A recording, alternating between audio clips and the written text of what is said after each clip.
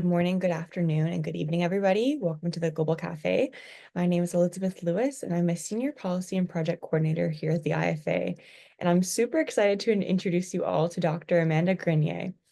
Amanda Grenier is a professor and the Norman and Honey Chipper Chair in Gerontological Social Work at the University of Toronto and Baycrest Academy for Research and Education. Dr. Grenier is a critical gerontologist and interdisciplinary social science scholar focused on aging and the life course, with a specific expertise in aging and inequality. She has carried out funded research on life course transitions, social constructs of fragility, social exclusion, precarity, and homelessness amongst older people. Her current research focuses on the issues of consent and research participation of people living with dementia and urban experiences of poverty amongst older people. She is widely published in leading academic journals on aging and is the author of Transitions and the Life Course, challenging the constructions of growing old, late life homelessness, experiences of disadvantage and unequal aging, and precarity in aging, understanding changing forms of risk and vulnerability in later life. So thank you so much, Dr. Grenier, for joining us here this morning. Good morning. Good morning, good afternoon, good evening. Yeah. Delighted to be here. So just to get us started, I'd like to open up just by getting to know you a little bit more. So my first question for you is just how did you become inspired to get involved in gerontological social work? And how did you get to where you are now in your career? That's a great question. That could take up our entire session here. I've always been interested in working with people, with older people, and hearing the stories, and that's kind of, something that I've had since I was very young. So, as I was pursuing studies, I found myself in, sociology classes, anthropology, social work, and especially in social work at the time, there weren't a lot of people who were focusing on aging. And so that, and there were a few, but there weren't many programs that were specifically organized around social studies of aging. So I kind of found my way through what became gerontological social work to me. And in some countries, you have this definition of a field, and others you don't. Like in Canada, we have it, but we don't have it established in some way. So you have a group of people who are interested in social studies of aging, and also kind of policies and practices that find themselves in social worker related fields. So that's kind of, how I became interested in it, was really hearing stories and then figuring out what to do with that as a career, was kind of following that path and working with community organizations, working with older people, with students. And, and I've had a lot of that question of how did I get to where I am now? It's the path and the journey, I suppose. And that's been something that's happened in a lot, as a result of a lot of different types of relationships. Yeah. Of sharing information and knowledge. And really, I suppose that for me, it comes down to that dedication to hearing and telling, bearing witness and telling the stories, especially of older people who don't often have their stories heard. And I'm sure we'll talk a little bit more about that. So, yeah. Thank you so much for sharing that. That's a lovely story and good to hear your passion already. I'm very excited. So those who are unfamiliar with the field of social gerontology, as you're saying, in the Canadian context, it is a bit more established, but maybe for those who are outside of Canada aren't so aware of what that means. Could you define or explain what social gerontology is? Yeah, I think that's a great question. And people, I think people don't often don't, sometimes people say, oh, well, we didn't realize you could be this thing, right? We didn't Yeah, realize you could actually be a social gerontologist. And what is sure. that? And so people often go to this idea of geriatrics, the medical specialization of aging. Mhm. And so I suppose when we're defining social gerontology, and probably and really where it came from in its roots as a field, I would say, rather than discipline, is that it's this composite of social studies of aging. So that could mean people's experiences. It could mean macro sorts of structures in society, like families, like Mhm. institutions. So it's about, you could generally say it's about experiences, meanings, phenomena, anything Mhm. that's social in the lives of older people. Uh, Mhm. in contrast in some way to the sort of medical definitions, or maybe, or also in some way, and often in relation to, but also different from professional focuses on aging, whether that is let's say a nursing focus, or physical rehabilitative focus. You know, we often work in interdisciplinary ways, but the Mhm. social is really giving primacy to that voice, experience, Mhm. meaning, society Mhm. piece of it. And it's also interdisciplinary. And so I think that's where, when we're looking at what is social gerontology, sometimes when I'm talking about that, I'm working on teams that are social sciences and humanities focused Mhm. in a really, in that way of, it could be fiction, could be stories about older people in a Mhm. fiction sense, or it could be real life stories from more Mhm. anthropology, sociology. But then other times you've got social gerontologists who are working in interdisciplinary teams with, let's say, medicine or engineering or these sorts of things. So, Okay. it's following that topic through, but from the from this piece of social gerontology is really the person in the family, in the society, and it depends on the topic. Hopefully that Okay, helps. interesting. No, thank you for that. That does help. I think my brain initially went to, is this maybe more the sociology of aging? But it sounds like it's much more interdisciplinary than strictly sociology. So in terms of a topic then, or an area of focus, it sounds like there's a lot of things to catch under that net. What are some areas of focus that a social gerontologist would look at or study? Yeah, so I will go, just bouncing off what you just said. It Yeah. could be in social, you could think of social gerontology as this umbrella. So you could have Mhm. that, you have the anthropology of aging, right? You've got a discipline and the field. You could have sociology of aging, but social being that bracket. So that does lead into your next question of, well, what do you focus on? And in some Yeah. ways, that answer is going to depend on the person, right? So that's going to depend on the person or the team, and their disciplinary background, and then the topic they have, in front of them. And so for me, it's always been topics that come from the experience. Like, someone will reach out, let's say, and say, "Oh, I hear you're a gerontologist. We have this going on," and so it comes from people and it comes from experiences, or it's things I've witness. So be a bit more concrete about that, we've mentioned some of the work on homelessness. So that Mhm. one, how did I come to homelessness? Mhm. In some ways, sometimes people were surprised because we don't often talk about, we talk a lot about homelessness, but we don't often talk about older people and Right. homeless, or who are unhoused or precarious. And so this was actually the shelter in Montreal who had reached out, I think about 2010, and said, we know you're a gerontologist, you're working on aging. We're seeing many more people in the lines of the cafeteria service, in the lines for the shelter at night. We're ill-equipped in some way to think about aging. We're seeing new experiences like people needing palliative care in shelters. And so that topic, how did I come to that topic, was really a set of relationships that already existed. And Mhm. then a group saying, can you kind of help us figure this out? Mhm. So that's a good example, whereas others come from um, maybe a more typical academic route, where that there's a gap in the literature, Right. um, Right.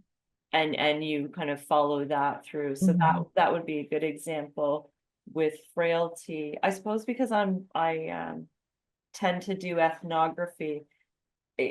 the topics always in some way come from being immersed in something. So the frailty Mhm. one, although that was my PhD in, many years ago and it came from looking at files and listening to older people talking about their stories in home care practice. So it came out of that, but with the academic literature, looking at the fact that at the time, this was in the late 90s, no one was looking, people were looking at trying to figure out what frailty was on a clinical level and on a kind of objective standardized formula, but Mhm. they weren't looking at the social constructions, meaning they weren't looking at the way that people were being, and it was particularly older women that I was interested in, were being labeled as frail.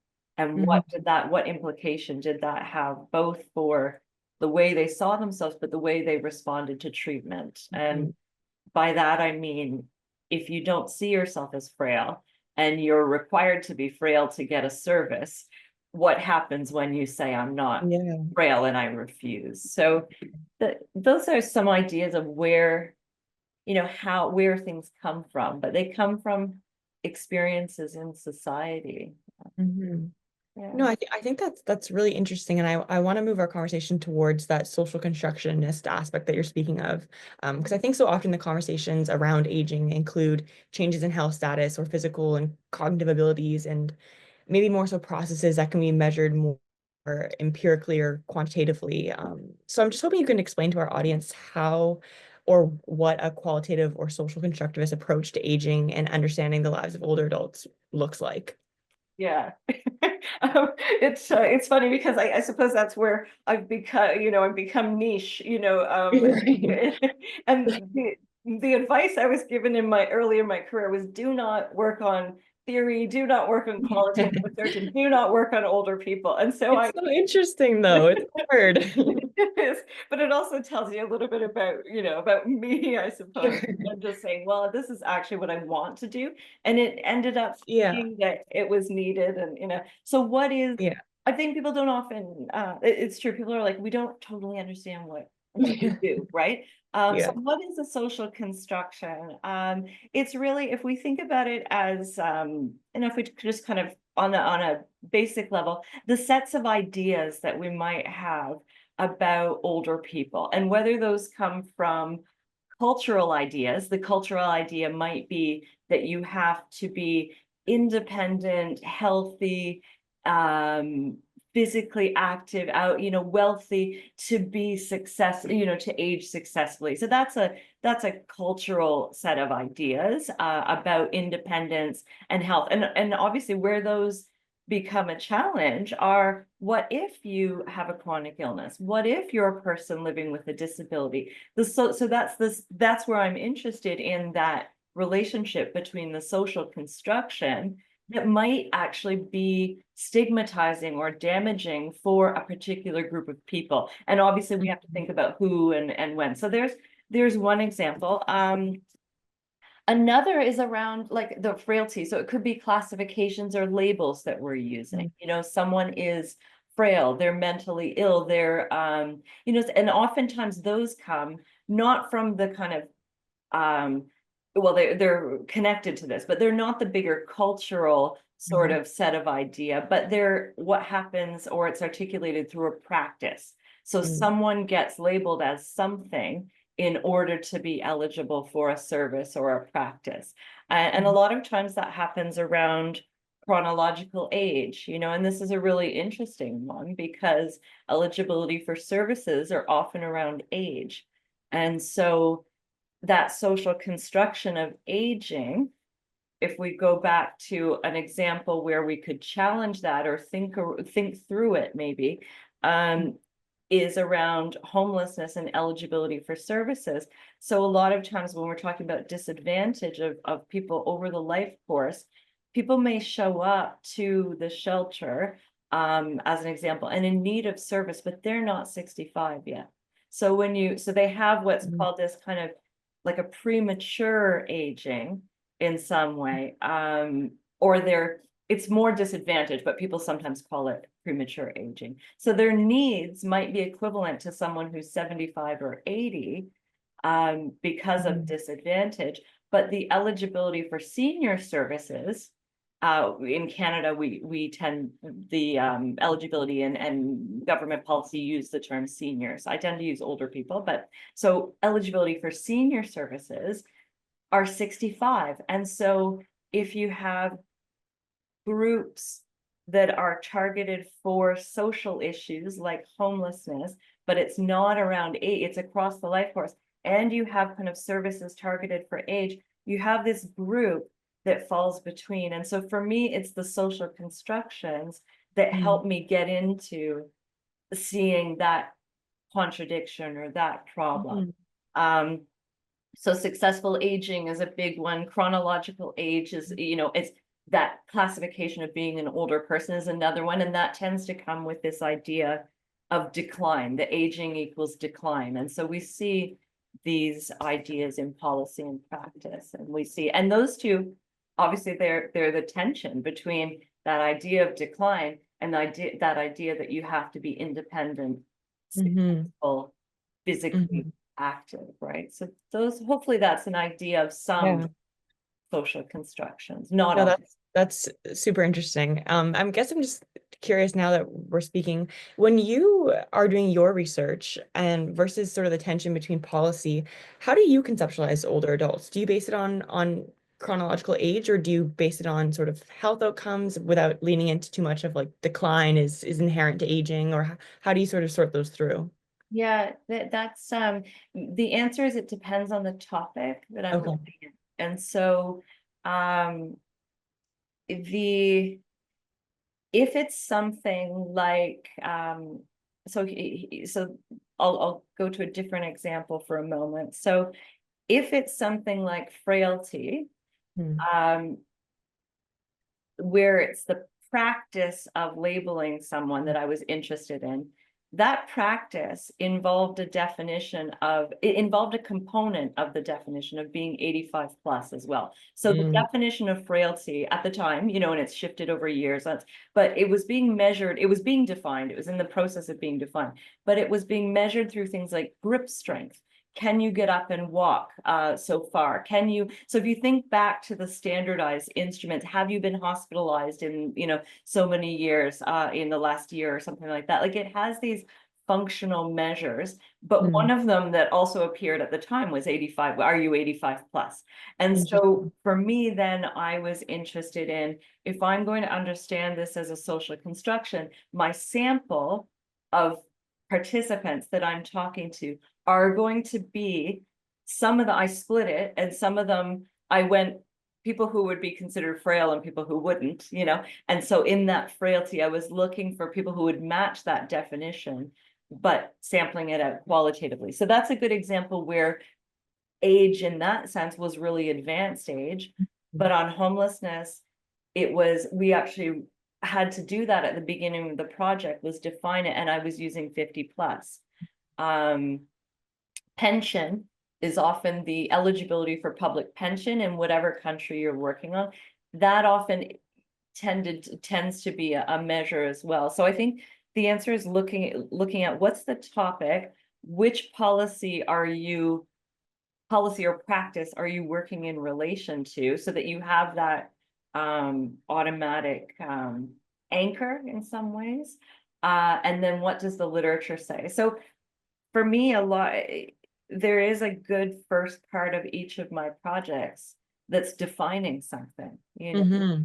setting out looking Hmm. at what the various definitions are for this Yeah. thing or phenomenon, whether that's transitions, frailty, poverty, homelessness, precarity. I always start by that Hmm. definition, and it is partly figuring out the age thing. Hmm. No, that's super interesting and goes to show how constructed it is when it changes so much over your projects. That's So, it. Yeah, yeah, yeah, that's it.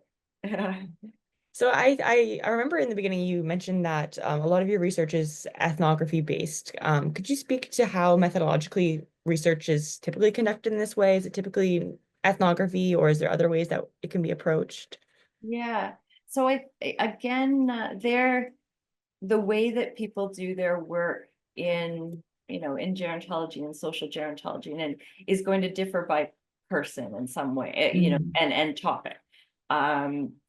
So for me, I don't know if you hear that, my cat wants to participate in in the meeting. When the voice is the butter. Okay. I'm trying not to let him take over. Um, all right. So I do ethnography, but for me, those ethnographies are comprised of a lot of different components. So Mhm. my version of ethnography usually involves talking with well, a couple of things. It involves observations on site. So whatever site that is.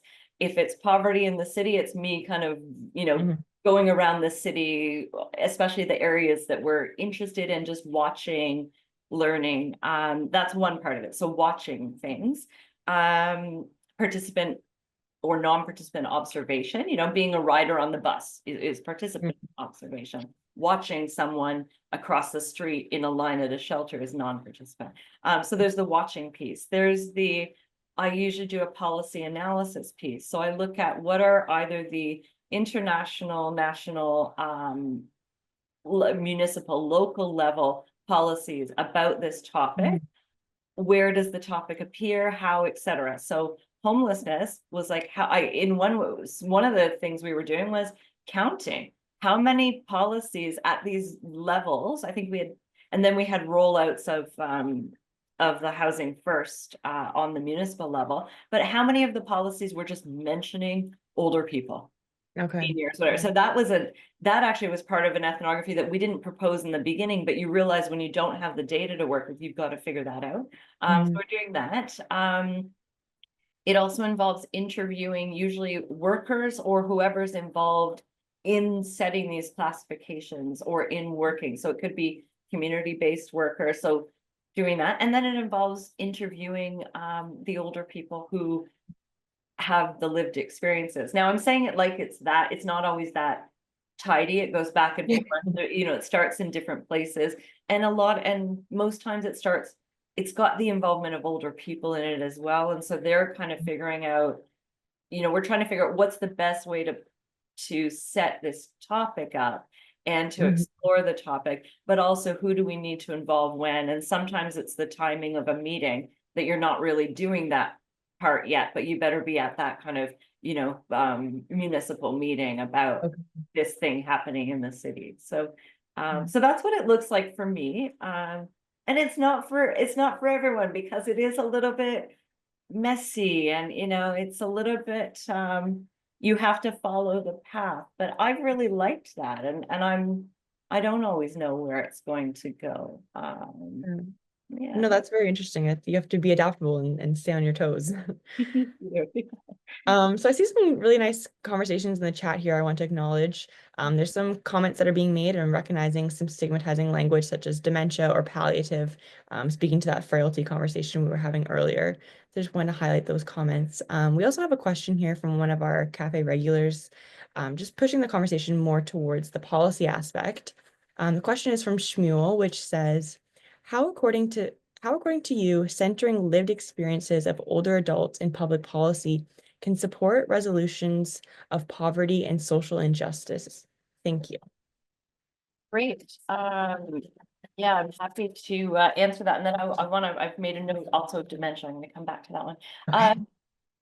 yeah, the policy piece, for me, we're working at different levels, and I think that's where it's really helpful to have these relationships with policymakers and kind of NGOs, advocacy groups, because we're all doing something different within that. So for me, um, part of where I work in that kind of system is in recognizing, in putting people's voices out there to ensure that their experiences are recognized. And so, and that sounds like it's not a lot. And at the same time, that example of older people in the homelessness agenda and strategy is a really good example, because it's difficult for policymakers in some ways to respond to a topic that's not recognized. And I think when we're dealing with topics like homelessness among older people, one of the things that often came up was it's not a big enough problem. And so my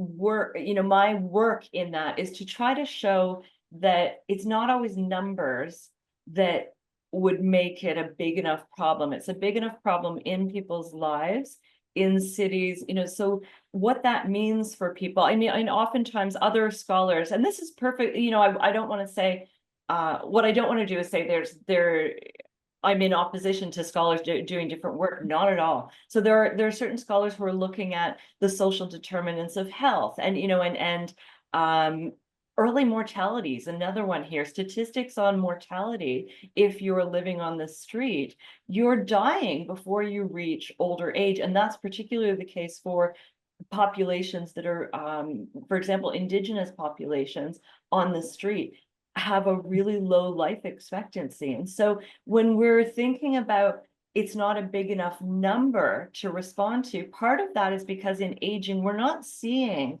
some of the numbers because people are dying before 65. That's really important to recognize. So when I'm working, I'm not doing that sort of work. I'm not looking at the secondary data analysis. I'm not looking, but people that I'm working with are. So what I'm doing is showing those stories of why this is an issue. You can't report on something that's not there, but I have the people to start that I can talk with and try to understand, well, what does this look like in practice? It looks like you don't have, if you don't have a home, it's difficult to get home care because the care system is organized around having a home within which you can receive care. And so that's Mhm. where how do I work in policy is trying to identify through people's experiences these major systemic gaps, you could Mhm. say, how Mhm. where those are, what they look like, and why we might not be seeing the data that gets Mhm. used. And so it is, it's stories, and as we know, stories and this sort sometimes don't get the attention that they need, but that's where Mhm. I'm working, and that's, that I suppose that's the ongoing challenge, is to really Yeah. bring about recognition. So I hopefully that answers the question on how I work with policy. That would be it. Yeah. No, thank you. And I see in the chat here as well, that's similar to your question, Peter. So hopefully that answered your inquiry there. But if it didn't, feel free to put another question in the chat. But just from your explanation there, I find it really interesting too. I mean, my background is in qualitative sociology, and I think I love that storytelling and narrative aspect. But I imagine sort of the dominant hegemonic forces don't love that that's not a large enough sample size or a large enough information. Do you find that that's a pushback that you feel of people saying, well, that's just one person's experience, that's not enough information or enough data to push policy? Yeah, so I think that's certainly there. I can't deny, that that's it. At the same time, and maybe that bought it early in my career. I mean, that goes Mm, back to your career question. I think early in my career, that was more difficult because, we're working in this system where, in a university system where you're having, you've got to get the grants, you have to get the publications, and you have to get recognition. Uh, mhm, so those things were maybe more, they felt like more of a challenge. mm, In the end, though, I think because, now as things have moved on, I realize that's my place. That's the kind of work that I do. And it is going to mean that my grants look different. They're smaller, right? I don't need a brain scanning, the device. I mean, as some of you might, and my colleagues at Baycrest, they do need, yeah, I don't need equipment. yeah. So my grants are smaller. They're more time consuming to work with people in community. But yeah, it's always a pushback. But again, that's where I feel like it's maybe not the um easiest career path to have taken because it takes more time, but Yeah. I can't imagine having done something else, right? Like it really, this is what, and there are not many people who are doing that type of work with populations that end up Mhm. being called vulnerable, right? But that's where it works. So yeah, sometimes it's frustrating, but most times I suppose it's the relentless sort of um relentless path for recognition and really Yeah. to show what's happening Hmm. in front of our eyes, right? In the Hmm. places we live and work. Hmm.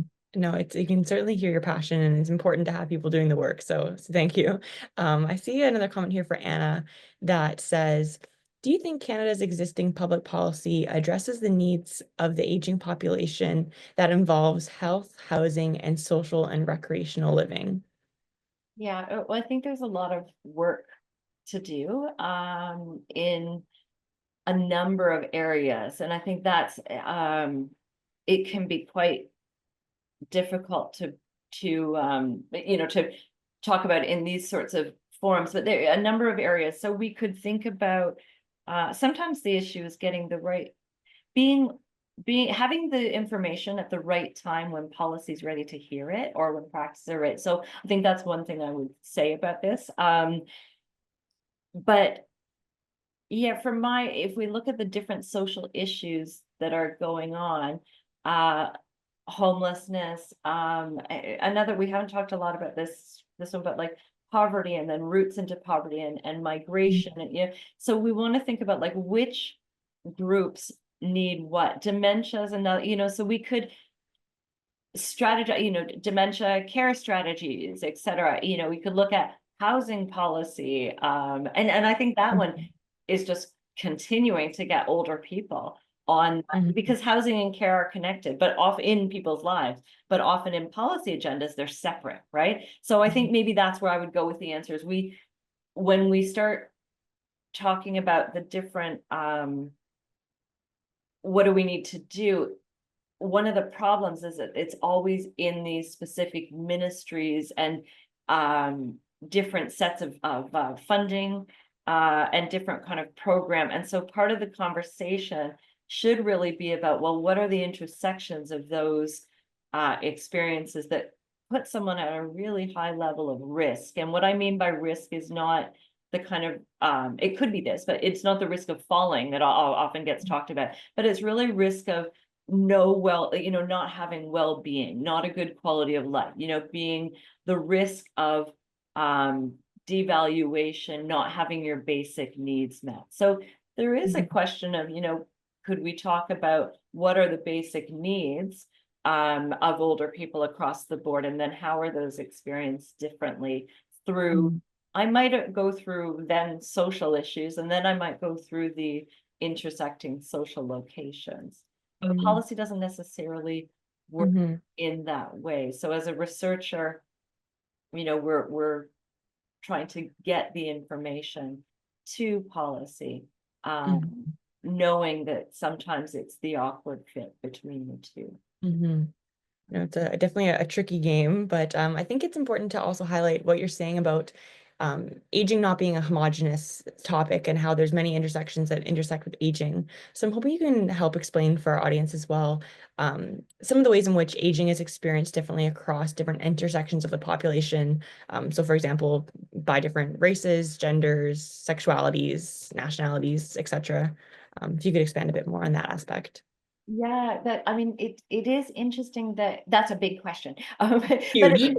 it is interesting that we often just automatically talk about aging as though Yeah. it's one thing, right? And so in some ways you could, when we're talking about that, we could say, well, do we just talk about like life, like everybody on the, like human life, Right. Yeah. so we can, it's odd that we sometimes talk about aging. At the same time, we talk about aging like because there are certain needs in later, so we can't lose track. And there are also discriminations that happen based on age. So we can't Hmm. lose hold of why we continue to talk about aging.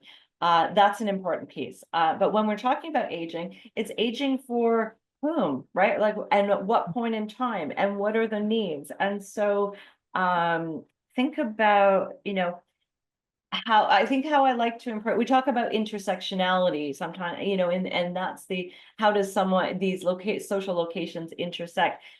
What I would always, to answer the question about how do you get around the homogenous experiences of age, Hmm. that idea, Hmm. is really you have to start with a group population or a social issue. Mm. And so it's like, how does that group experience this issue differently? So if we thought about,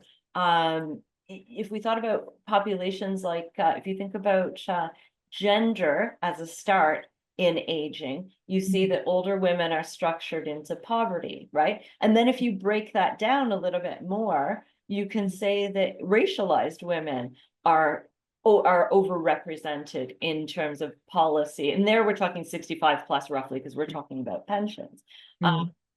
How that's experienced differently is that if someone, for example, didn't have citizenship, and kind of came over as a refugee, came over, in their path through the life course, as a racialized woman, meant that they weren't having their employment was, there was racism, there was stigmatization, and a not 40-year work calculation, and they're not a citizen, and they're not, and then they're also caring for someone who's living, for a parent or relatives that might be living abroad. So, following the path through this experience is not only about how, who's overrepresented, but what that means when they have precarious immigration status, let's say, and Mhm. around health issues that may come up and decline, around housing, so layering on through that locations, what that might look like for a particular person that's different from someone who may have had citizenship, stable Mhm. housing, and both could experience. This is sometimes in qualitative research where we talk about contrasting cases. And so Mhm. when you look at contrasting cases, it can be helpful because it's like, what does, let's say, stable housing or stable employment, how does that change the way that this life course trajectory might unfold? So where life course scholars are going to do that on a statistical level, I would look more on the story level. What happened when? Mhm. When were what were the points in someone's life where intervention would have been helpful?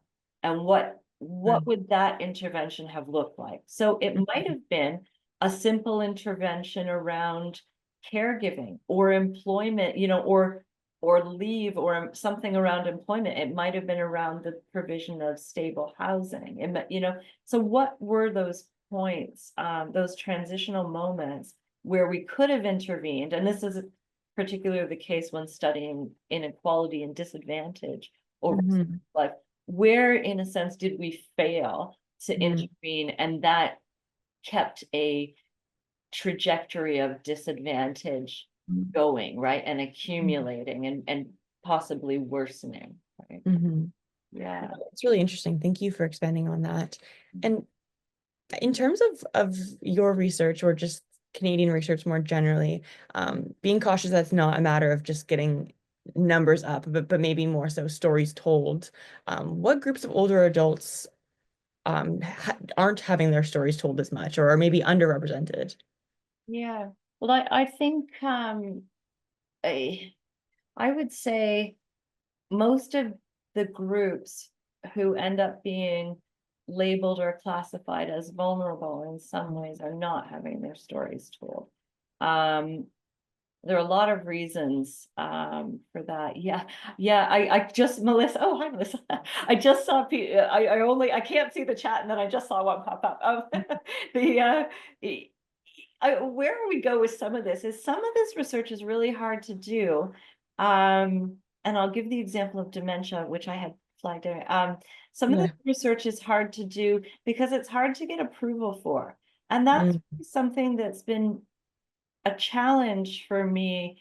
Um, so if I think about doing work with vulnerable groups, I understand the need for protections, so this isn't that sort of, it's not that sort of conversation, but what it sometimes leads into is that people are they're not allowed or not permitted to share their stories. And Mhm. so one of the, I think that where that happens the most is with people living with dementia. who get Mhm. automatically excluded from studies. And so one of the projects that we've just completed was interviewing Canadian researchers, because a lot of times, so people who might not work in university research setting, a lot of times what was happening, and there's some change in this on this front, but what used to happen is you could do your research with people as long as they didn't have dementia. And so they got automatically excluded via processes. Now, dementia researchers for many years in this country and internationally have been challenging that and working in certain ways. But there are, so the example that came up was long-term care. People in long-term care not having their stories told. That's often the case also partly because it relates to dementia and people getting automatically excluded. So where we were going with this project was people have the right to participate in research. What hasn't been set up yet in really good ways for researchers to follow are how you go about doing that. And so what's happening is people are either being blocked from it, or they're not pursuing it because it's deemed too difficult to get through. Like, you might get the funding for it, if you get the funding, but how can you follow that through? And so this project was talking to Canadian researchers to understand what the landscape of research with people living with dementia looked like. And so that really varied in terms of, there were some researchers who were doing co-research with people living with dementia on the team as not only as advisors, but Fascinating. as co-researchers and Yeah. at full academic members of the team. That's at one side, and the other is, people being involved, and the other is kind of distant research where it's samples, they're working on biological samples there, but we need to be able to figure out how to um, respect and not only respect, but like enact people's Mhm. human rights to participate Mhm. in research through the mechanisms that we go through for research. We need to figure out how to make that happen, as opposed to being a case by case basis. And also all of so that's probably the most extreme example, at least from a research perspective, of whose voices are not being told. And then you have a number that I've given.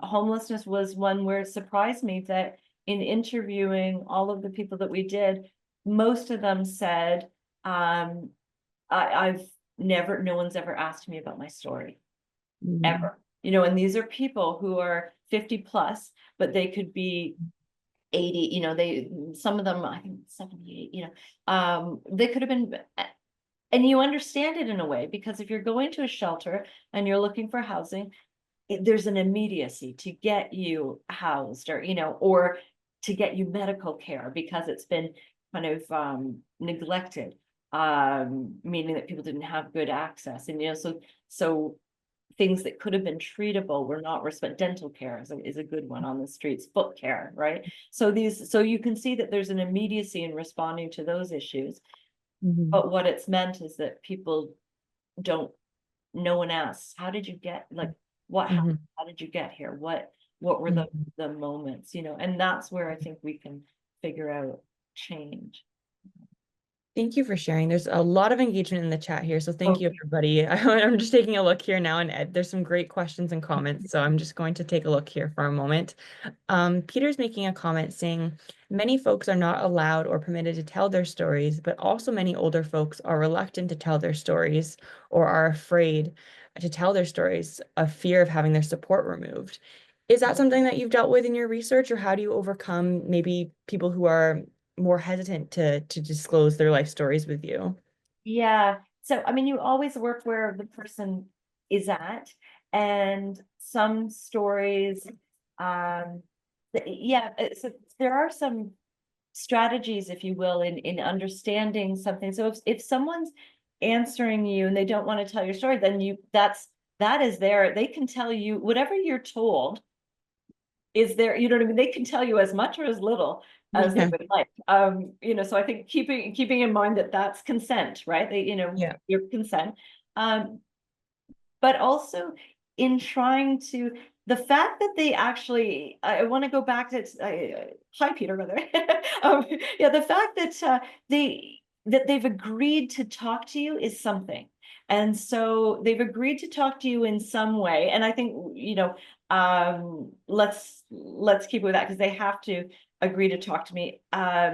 Sometimes I go to, well, tell me about what does your typical day look like? What do and so through this experience, you then get to understand through an indirect way their story. So they'll tell you about like, oh, what is it? So if you're not talking about like your questions aren't necessarily as tell me about you and your life. It might happen Mhm. like that, but it also might talk about like, what's it like to be in this place? If we thought about long-term care, what's it like? What does your everyday look like? Sometimes I use these contrasting cases. I do this a lot with workers. I would say, tell me about the most difficult case you have ever encountered or you encountered recently, or depending on the frame. So tell me about your most difficult case. What made it difficult? And then on the other side, it's like, tell me about what worked well. Where was it easy to kind of match someone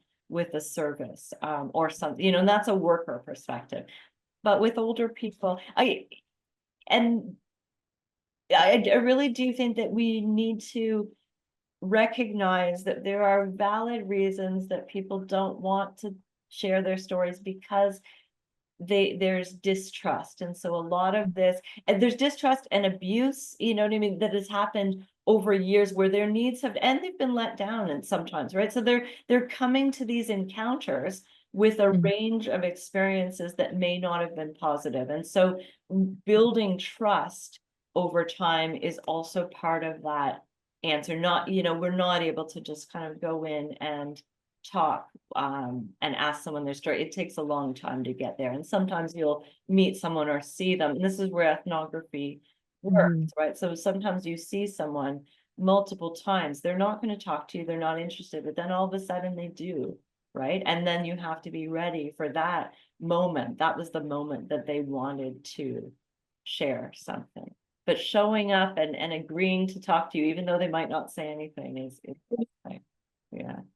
Thank you. And I'm curious in your analysis of the stories that you hear, I'm curious if there's ever been times when you interpret multiple or contradictory truths or stories in the narratives that you're told and how you sort of untangle that or give honor to those contradictions, and what that process looks like for you. It's very messy. Yeah, Very messy. I imagine. Yeah, so I don't think there are always multiple, Yeah. and so some of the I've found over the years using narrative strategies really helpful. So as an example, something like, who are the actors who appear in this story? Mm. The actors in the story might be the doctor, might be the neighbor, might be the partner, might be the child, So this is just one example, but like you see, in some ways, you can see that through relationships that, Mhm. you'll hear, for example, so here's a good example where they're very contradictory. My doctor says I shouldn't be running. My doctor says I can't do this anymore. Like here's a one on frailty. My doctor says I can't run after, I should not be doing that. That shows you in some way the person, they don't they don't want to admit that they don't want to do, so someone else is coming in and saying that Mhm. for them. Mhm. At the same time, you'll hear something like, well, I'm the powerful person in this family and what I say goes. And so there's a really good Interesting. contradiction Yeah. that happens in frailty, right? Mhm. That what are the pieces you can maintain? That piece might be as the strong matriarch, as an Mhm. example. What gets lost might be that physical function and that running after buses, where and then you figure out where someone makes sense of something in the middle. Mhm. Like they Mhm. go to, so, well, I can't do this anymore, so I adapt and I go to something else. That's one example, and it's maybe Okay. an easier one, but you do see the multiple contradiction. I mean, we're like that. I analyze everything I've said here. I'm sure there are tons of contradictions in Exactly. it. Yeah. No, that's a fascinating project to take on. Yeah. I see a really interesting question here as well from Thurka, who's asking, it is concerning that older populations in Canada may feel pressured to pursue irreversible options such as MAID, medical assisted dying, assistance in dying, due to a lack of access to equitable and sustainable healthcare resources and supports. While this may seem extreme, there has been a gradual increase in this trend since the onset of COVID-19 pandemic. Mhm. Many individuals are unable to meet their basic needs for sustainability and are therefore considering such options. I would be interested to hear your thoughts on this issue. Yeah, so that certainly is an issue. So that's one that I end up knowing on the kind of periphery. Because I study disadvantage and Hmm. that I end up knowing. But there are people who are specifically looking at that topic, like tracking the number of cases where it's the request for MAID has been related to disability, homelessness. So people are tracking that, and there are groups working like on like like doctors for social justice, this sort of thing. So there are groups that are exposing those for sure.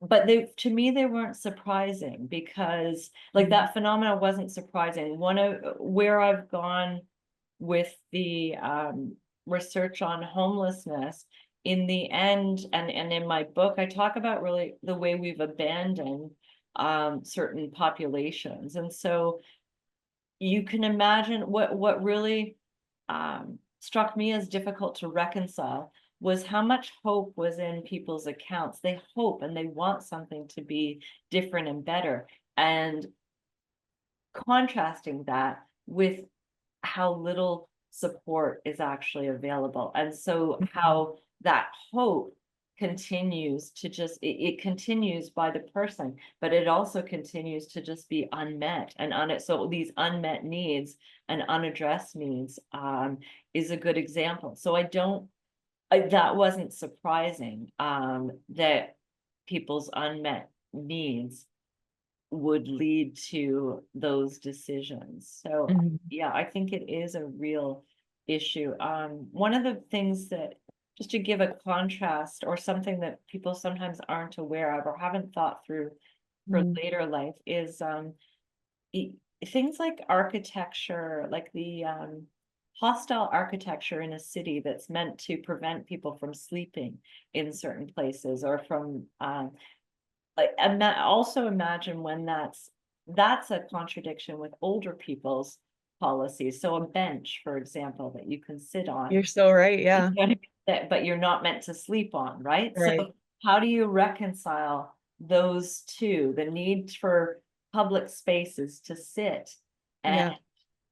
not, so anyway, those are examples, but you can see contradictions and unmet needs and how that punishment of people in spaces um in some ways completely overlooks the possibility that you know what I mean, that this could also it could also be older people anyway. So that's an example of No, it's super fascinating. I feel like we could have another hour for for talking, but just being mindful of the time here, we need are more tea.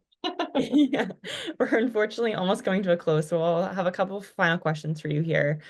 One final question for you here is if if you're wanting to sort of become more interested, if there's audience members here who have enjoyed this conversation or are more interested in learning more about the research that you have done, or potentially become more involved in the academic research process, what would you suggest or say to those folk? Yeah, well, I think the reaching, feel free to reach out. The one of the pieces is a lot of the research centers, wherever you're located, if there's a research center on aging, these groups are often, or third age, universities of the Mm. third age program. So, I think reach out to me specifically. I can I've got website that I need to update, but materials being available, I can get those to you.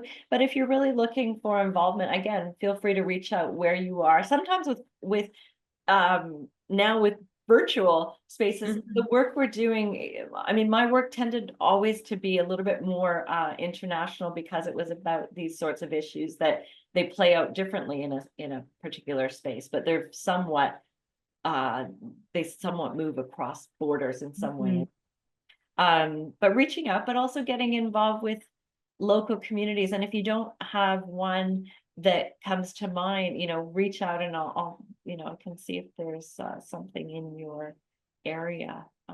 But that's really working with, for me, always working with older people and involve, it's been fantastic. And that can take a range of shapes, for everything from older people being involved in a conference and judging student competition, you know what I mean, student posters, to me training groups of older people and youth how to do the interviews in their own communities. And so involvement can look like anything, and it really is what you might bring to that table, and things that you can help with that the team might not have, right? And expertise from your perspective and your life.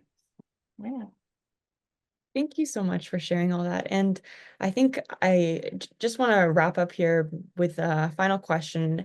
We're unfortunately getting close to our end time here, so I would just want to give you a moment to gather your thoughts on today's discussion.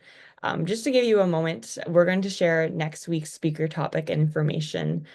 So please join us next week on the Global Cafe to discuss the rights of older women in aging with Miss Allison Marshall, who is the Chief Executive Officer of Age International. So looking forward to that discussion. So please come and stick by for that one next week. But now back to you, Dr. Grenier. If you have any last things to share with our audience, any takeaways from our conversation today, I know we went in many directions, but if you have a final sort of takeaway message for our audience members, we welcome you to share it with us. Yeah, I was just trying to go through the chat. Hopefully I can get that afterwards, some Yeah, conversations. Yeah, I think the message is to really continue to include older people in the discussions about their lives, right? About these sorts of things that are meant to help, right? Policies and practices for older people are meant to help. So really continuing to have a voice and be heard and facilitate voices being heard. I think that's where I would go. Yeah. yeah. Well, thank you so much for your time, and we've certainly all learned quite a bit from you. So thank you for being so generous with your time today. And stay tuned to our other global cafes, and we hope to hear more from you. So take care.